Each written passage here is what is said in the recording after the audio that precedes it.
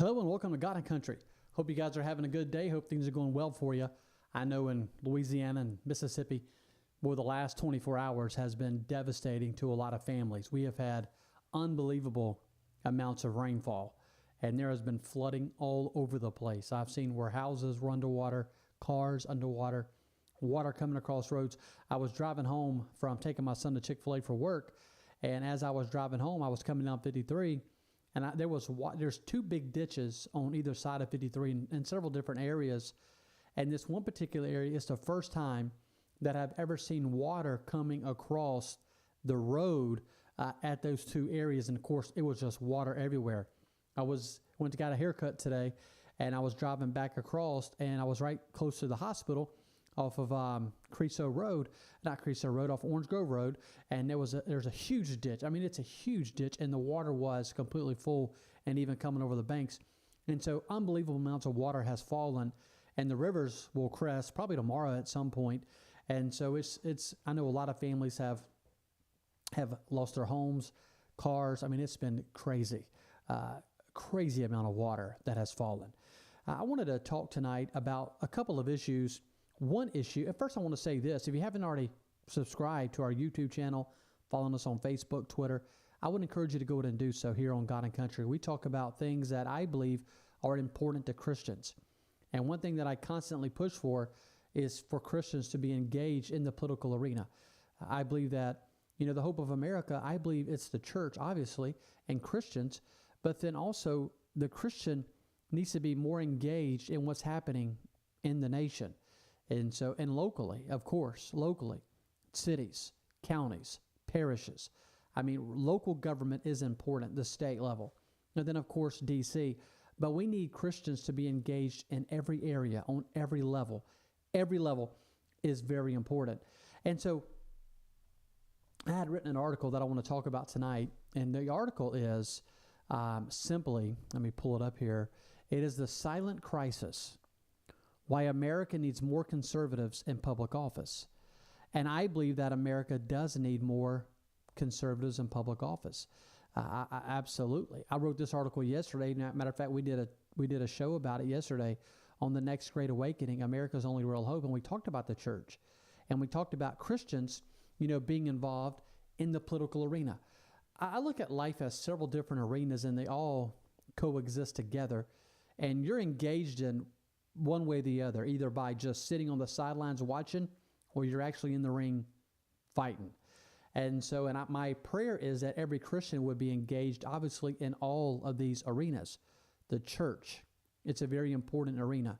Your family, it's a very important arena. Government, locally, state level, county level, parish level, the national level, very important arenas. Obviously, your family, very important arenas. And so you need to be involved and you need to be engaged. And so tonight I want to talk about the silent crisis. We need more conservatives to be engaged in the arena and the political arena. We need more Christians, more conservatives, and not just Christians. A lot of people claim to be a Christian, but they're not very conservative. I want to see Christians who are very conservative running for office. That's what I want to see. A friend of mine, we started this PAC, and it's called the Apple Cart PAC. And I want to read you this, and if you're not following the Apple Cart on Facebook, I would encourage you to do so. And of course, we'll have a YouTube channel, Instagram, and Twitter later. It'll be coming soon. But listen to this quote by Patrick Henry. The Constitution is not an instrument for the government to restrain the people. It is an instrument for the people to restrain the government. That is very, very important that people understand why we even have a Constitution. I mean, the Constitution is very important, and the Apple Cart supports the Constitution 100%, because we believe that the Constitution is the document by which this nation is going to flourish. Just like a Christian and just like a church is going to flourish because of the Bible and because of the Word of God, the same can be said about our nation whenever it comes to the Constitution.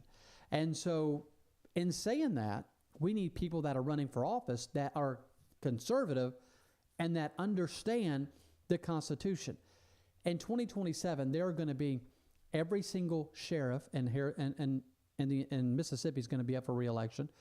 Now, I love my sheriff in Harrison County. I think he's done a great job, Matt Haley. I don't want to see him. I don't want to see him replaced. I hope that he runs for re-election. I haven't heard that he wasn't. I would assume he's going to, and I hope that he wins. And then every supervisor in all 82 counties are up for re-election in 2027. Every state senator, every state house member, every statewide official, all of your public service commissioners, they are all up for re-election in 2027. And I would hope and pray that we would have many conservatives that would be running for some of these seats. Now, thankfully, we already have many conservatives that are already sitting in some of these seats, which is a beautiful thing. I can name you several elected officials that are very conservative, and I hope that they run for re-election, and I hope that they win. But there are some that they will run again, and we're going to work to try to defeat them because they are not a conservative. And so we need really strong Christians, but also strong conservatives to run for office. And so whenever it comes to some of these statewide offices, let me give you an example. So the governor, you're going to have several different people running for re-election, or not re-election for governor, but several people running for governor because our governor will be term limited out. So you're going to have several different people running for governor. Our lieutenant governor is going to be running for governor. And so whenever you look at the lieutenant governor seat, you're probably going to have several people that are going to be running for lieutenant governor. Because of that, the attorney general, she is going to be running for governor. So that seat is going to be open. Well, our state auditor is going to be running for governor. And so that seat is open. Our agriculture commissioner is going to be running for governor. And so that seat is going to be open. So you're going to have a lot of open seats in some of those areas. And some of those that are already statewide elected officials are going to be running for another statewide office. And so I don't think our treasurer, David McRae, is going to stay where he's at. I don't think he's running for anything else. Cheney has already said that he was going to rerun again for insurance commissioner. And so, but we do have several different seats that are going to be running for governor and lieutenant governor. Michael Watson, our Secretary of State, is going to be running for lieutenant governor. He is a strong conservative. That's who I'm going to be supporting for lieutenant governor. And so whenever you see, so that opens up Secretary of State. And so I've heard several names for Secretary of State. My good friend Nick Bain is going to be running for state auditor. And so because our state auditor, Shad White, is going to be running for governor. And so there's going to be a lot of seats that are going to be open. And there's some state senators that are going to be running for some other seats. And so I said all that to say, I'm really hoping and praying that we have a lot of conservatives that get into some of these races. And we need to win them. Because I believe that one of the things that's really going to hurt the United States of America down the road is if we don't get strong conservatives, people that are willing to stand against the left and speak out for truth. It's one thing to be a Christian. It's a whole other thing to be a strong Christian and a strong conservative. And it's even another whole thing to speak out. That's one reason why I like Chris McDaniel so much. One reason why I like Chris so much, former Senator Chris McDaniel so much, is because not only is he a Christian man, and not only is he a strong Christian and a strong conservative, but he is willing to fight for what he believes in. So when you have someone like that, we need more like him. We need more that are willing to go to Jackson and not just go along to get along, but that are willing to stand and fight for what they believe in. As a strong Christian, but a strong Christian conservative. And we are lacking in some of those areas. One thing that I'm looking for whenever it comes to looking at governor especially, or looking at, a lot of these seats is this. These, or whoever we're going to support, are they a strong Christian and are they a strong conservative? That is very important for me, and that is very important for the conservatives in Mississippi. Not only that, but are they willing to fight for what they believe in? Are they willing to fight? Do they have a record of fighting for other strong conservatives? And I think that is important to look at, whenever you're looking at who we want to work with and who we want to see win in 2027. And the other area, the other level is, are they a strong businessman? And if they are a strong businessman or businesswoman, that is something that we need sitting in the governor's mansion. Someone that has a a reputation or that has built strong businesses that know how to get things done. That's very important for conservatism. So whenever you look at all of these seats, and you look at the state Senate, the state House, you look at supervisors, you look at sheriffs, we need strong Christians who are strong conservatives, who have a strong business mind to run for these seats. There's 122 House seats. There are 52 Senate seats. There are 410 supervisor seats. There are 82 sheriffs. There are 8 statewide elected officials. There are 3 public service commissioners. And we need strong conservatives. I would love to see a strong conservative in every single one of those positions. Now, some of them, like I've already said, they are already filled by a strong conservative, and that's a wonderful thing. But we need a strong Christian, a strong conservative in every single one of those seats. So we have a crisis if we don't get strong conservatives elected. Whenever I see some of these organizations, and this is why I like the Apple Cart PAC so much, okay, is because the Apple Cart is going to support candidates. There's a lot of good organizations in Mississippi, but they don't never get involved whenever it comes to electing strong conservatives. And listen, I'm going to say this, and I'm going to make some of you mad, and that's fine. I'm okay with that. But you would do yourself really good is if you would work on getting strong conservatives elected. I wouldn't give $1 to any organization that is not willing to support publicly a strong conservative in an election. Listen, don't wait till the runoff. Support the strong conservative now. Don't sit back and just try to get strong policy through. And I'm thankful for these organizations that want to get strong policy through. But if we had strong conservatives elected in office, it wouldn't be nearly as hard and difficult to get strong policy passed. And so whenever you look at these, a lot of these organizations, they thrive off of fighting to get policy passed. They can raise more money. And so that's one reason why some of these organizations don't try to elect strong conservatives, is because they can make more money or they can raise more money whenever they have weak leadership and they're fighting to get strong conservative policy passed. And so now they can feel good about themselves trying to raise money to try to get policy passed, when it would do some of these organizations good as if they would work to get strong conservatives elected. And we're going to have many running in 2027. And so hopefully they'll get on board. And that's the one thing about the Apple Cart. The Apple Cart is going to support strong conservatives in office. We're not going to sit back and just wait and try to get strong policy passed. We want to see strong conservatives elected all the way across the board. And that's one reason why, if not today, but eventually we're going to be urging you to support the Apple Cart PAC. And it's going to be a good thing for Mississippi. But there is a silent crisis, and we need more people involved and more people engaged. For a lot of people, politics is a dirty word, but it's not a dirty word. Many conservatives have grown frustrated with politics, especially Christian people, because they see how dirty it is. And I get that, and I understand. There are, unfortunately, a lot of people that are dirty in this world, and they will attack you, and they will do everything in their power to try to destroy you.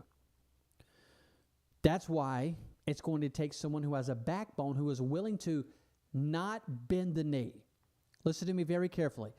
We don't need people in Jackson who are going to bend the knee, get there and want to join some club. That's not what we need. We don't need people to get to Jackson or to get to whatever position that they run for and win. We don't need to get them there and change. I see so many elected officials, they get a position and then they change. It's like all this power goes to their head, and you can't even have a conversation with them. They get mad at you, or they get so mad very quickly if you don't, bend the knee to whatever it is that they want. And ladies and gentlemen, those type of people, whenever you see that, just go ahead and mark it down, that person has changed, and that person needs someone to defeat them in an election. And so whenever it comes to strong conservatives, we need people that aren't going to bend the knee, people that are going to get to Jackson or Washington, D.C. and change. We don't need people to get there and change. We need people that are strong conservatives to get there and to continue to fight for what they believe in. And understand that seat that they are in, it belongs to the people. It is not their seat. Nothing aggravates me more than to hear someone call it their seat. That is not your seat. That is the people's seat. That's one thing that I like about Congressman Ezell, because I have heard him speak many times, and I've heard him say this multiple times, that seat that he is in, it belongs to the people in the 4th Congressional District. It doesn't belong to him. And I appreciate about him because he hasn't went to D.C. and he hasn't changed. He is still the same man that we sent to D.C. You don't have to worry him up there going to parties. You don't have to worry about him chasing women. You don't have to worry about him bending the knee to nobody. He's going to be who he is, and I like that, and I appreciate that about him, and that's what we need, whether in D.C., Jackson, or in the court, or in the courthouse, or in the city hall. We need men and women who are willing to stand on their conviction and not willing to change. It's important. But unfortunately, for a lot of people, politics is a dirty word, and they don't want to run for office because of all of the dirtiness that comes with it. I want to read this, and you could go check this article out on freedomfrontline1776.com. I want to read this to you. In some cases, that frustration is justified as far as understanding that politics can be dirty, because unfortunately it can be. Campaigns are exhausting. They take up a lot of your time. There's several people that are running for office right now, whether it's circuit court, they're running for judge, they're running for sheriff. There's a seat in Hancock County running for sheriff. It's exhausting. It costs money. It's sacrifice to put your name on that ballot and to run for office. And so for some, they say, I don't have the time. I don't have the time. Public service often invites criticism. With social media and the way that social media is today, we can criticize anyone at any given time. Because of social media, it has made a lot of things a lot more transparent. Things that used to not be as transparent are a lot more transparent today. There's a lot more people that are watching what's going on today than what has been in the past. Now, unfortunately, we don't have more people voting necessarily, but we do have a lot more people paying attention, a lot more people complaining. I just wish these people would get off their blessed assurance and go and vote, or pull some money out of their wallet and give some money to help some of these strong conservatives run for office. And so that's where strong conservatives, where we fail a lot of times, is whenever it comes to, we do a lot of complaining on social media, but we don't want to get off our blessed assurance and go vote. Or we do a lot of complaining on social media, and we don't want to give money to help a strong conservative get elected into a seat. And so politics is not a dirty word. We need men and women to run. We need you. If you're a strong conservative, and if you would like to run, I'd be more than happy to have a conversation with you. Call me. Pick up the phone. Shoot me an email. Send me a message on Facebook, on Instagram. Send me a message. We'll sit down and have some coffee. We'll go to lunch together, and we'll talk about what it's going to take to run for office. I'll say this. It's not nearly as difficult as what you may think it is. It's work, and it can be exhausting, but it's not nearly as hard as what you think it is to run for office. Now, it's going to cost you. It's going to cost you time. It's going to cost you energy, and it's going to cost you some money. But at the end of the day, it's not nearly as hard as what you might think it is. Understand this. Local government shapes daily life. So many people are worried about D.C., but today is the perfect day in Mississippi and Louisiana for everybody to understand that local government shapes daily life. The flooding has been unbelievable. Now, some of it, there's nothing no one could have done about it. I mean, it's just the amount of rain. I mean, it is hard to prepare for the amount of rain that we've had. So some areas, there's nothing that could have been done. Some areas, a different ballgame. Some areas, there's some ditches that could have been cleaned. I've heard several stories, especially up north and northeast, where there was some ditches that if they'd have been cleaned, it could have possibly saved, some people's homes or some people's land if some ditches had been cleaned in the proper manner. So people are understanding just how important local government is. Think about this for a moment. Think about school boards. That's local. That's very important. Your supervisors, very important. Your councilman, councilwoman, very important. Mayors, very important. Judges, very important. And unfortunately, a lot of people don't get involved in those elections. That's why when it comes to the presidential election, the turnout is substantially a lot more than whenever you have a regular supervisor or you have a regular mayoral race. And that's sad. We're talking about the silent crisis, why America needs more conservatives in public office. And so it's important that you and I are engaged. engaged. Across America, there is a growing leadership vacuum. Many experienced conservatives are retiring from public service. Others are choosing not to seek re-election. Meanwhile, younger generations are often not being encouraged to step into leadership roles. For decades, conservatives built strong communities, strong businesses, strong churches, and civic organizations. Those institutions did not happen by accident. They happened because men and women stood up and they filled those gaps and they went to work and they built strong organizations or strong churches. And we need some of this younger generation. I encourage my children all the time to be involved and to be engaged and know what's happening and what's going on in your nation. Not just the nation, but locally. The founders expected citizen leadership. That's what our founders wanted. Think about George Washington whenever he became president of the United States of America. He could have been king. He could have been king. But he gave the sword back to the people. Nothing irks me more than these people that want to talk about term limits, yet they want to run for office for 30, 40 years. We don't need men and women to go to D.C. or anywhere in that matter for 30, 40 years. We need some of them to come back home. And we need to send new ideas, younger blood to D.C. or to Jackson or to Baton Rouge, wherever your capital is locally. So the founders, America's founders, never intended for public office to be reserved for political elites. They believed ordinary citizens should be actively involved in self-government. Listen to what Thomas Jefferson said. The government closest to the people serves the people best. That's what Thomas Jefferson said, and that's right on. The government closest to the people serves the people the best. School boards, mayors. I appreciate the mayors along this Mississippi Gulf Coast.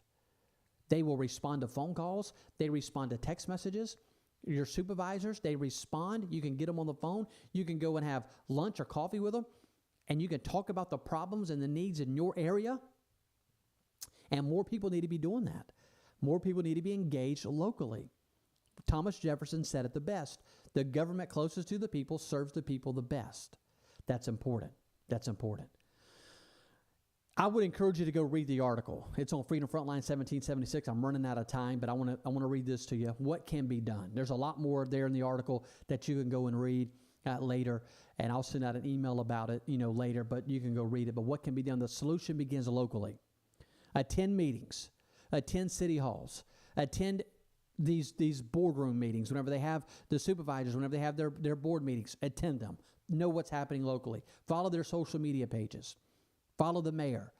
Ask questions. Attend local meetings. Learn how your government works. Learn, do you have a strong mayor, weak mayor system in your city? Learn how government works. Get involved, get engaged. Support good candidates. Encourage young leaders. Volunteer for campaigns. Serve on boards and commissions. Consider running for office yourself. And I talked about this earlier. Consider running for office yourself. If you want to run for office, reach out to me and let's have a conversation. America's silent crisis is not simply bad policy. It is a shortage of citizens willing to lead, and I'm talking about strong conservatives. The nation does not suffer from a lack of people who love freedom. It suffers from a lack of people willing to step forward and defend it through service. And ladies and gentlemen, that's what we need more than anything. We need men and women who are willing to step forward, who are strong Christians and strong conservatives.